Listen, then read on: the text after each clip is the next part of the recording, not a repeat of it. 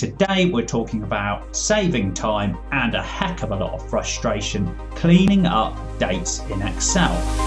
Hi, I'm John, qualified accountant with 25 years Excel experience, and if you want better Excel results faster, then make sure you hit subscribe and the bell icon so you don't miss any of my time-saving tips. Now, typically, when you paste information from other systems or the internet or anything like that into Excel, it's pretty good at recognizing what it is.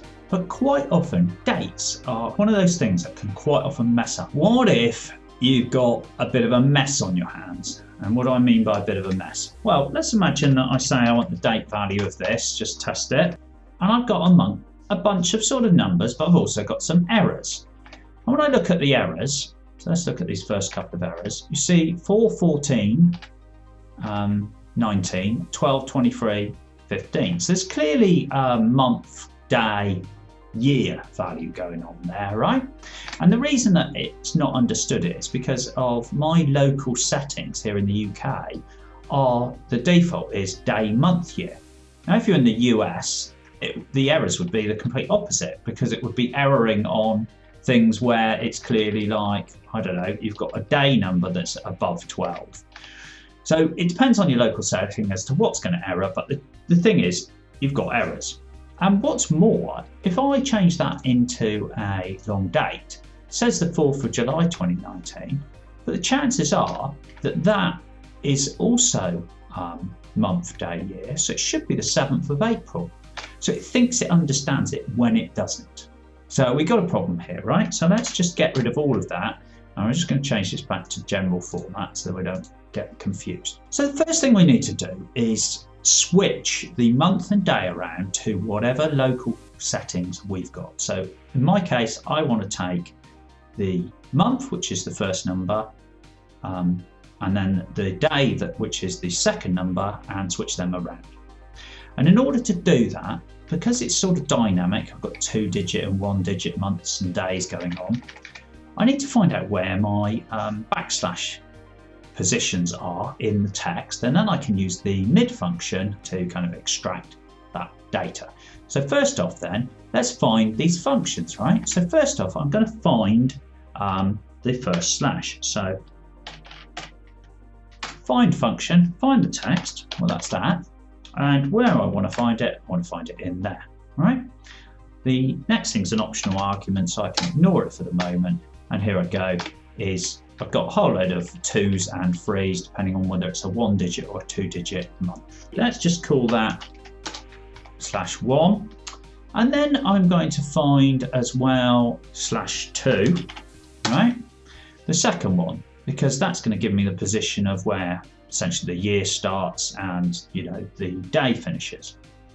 So it's the same thing, find, and we still want to find the slash, right? And we still want to find it within that text. But now we can use this optional argument of the start position, right? Because we know where the first slash is, so that is there.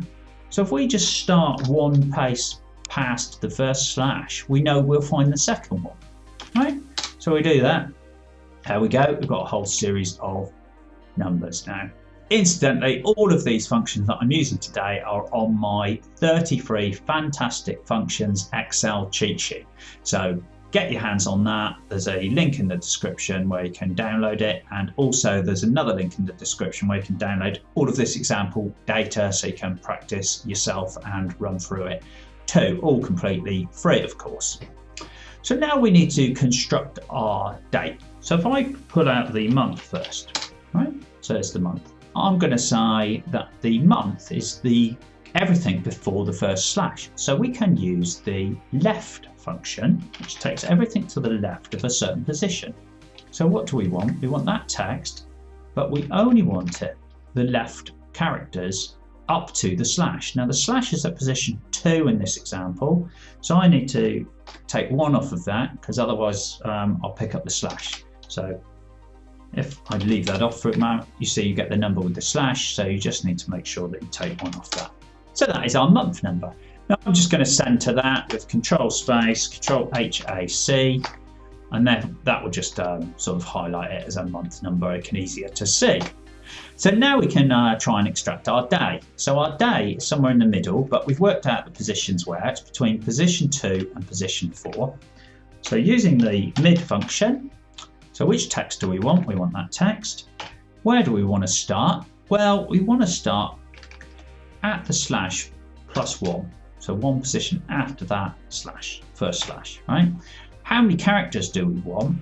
Well, we want the difference between the first and the second slash, right? So let's say it's that minus that, all right?